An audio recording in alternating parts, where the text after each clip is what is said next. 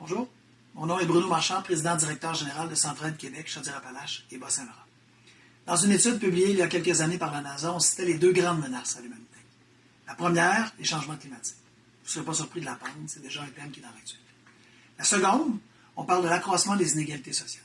Tout de suite, quand on entend ces mots, on pense aux pays en voie de développement. Or, on fait une démonstration dans le livre qu'on vous propose, une démonstration très éloquente qu'il y a aussi, ici au Canada, ici au Québec, ici chez nous, un accroissement des inégalités sociales. Inégalités en matière de justice, en matière de santé, en matière d'éducation, et dans un paquet d'autres domaines.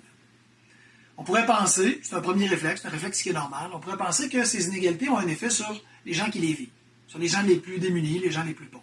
Et c'est vrai que ces gens-là doivent composer avec les conséquences néfastes des inégalités. Cependant, ce qu'on arrive à faire comme illustration, c'est que les effets sont aussi pour tous. Peu importe qu'on soit aisé, de la classe moyenne, peu importe d'où on soit dans la communauté, tolérer les inégalités, c'est aussi se tirer dans le pied comme communauté. C'est affecter notre mieux vivre ensemble et c'est aussi affecter notre capacité d'atteindre cette prospérité collective, d'atteindre cette richesse pour tous.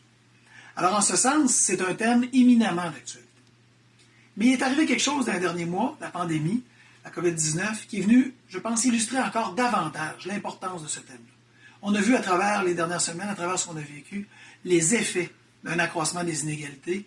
Et on a vu les effets, oui, sur les plus démunis, mais sur l'ensemble et sur les effets économiques que ça pouvait occasionner pour tous et pour toutes, autant que nous sommes.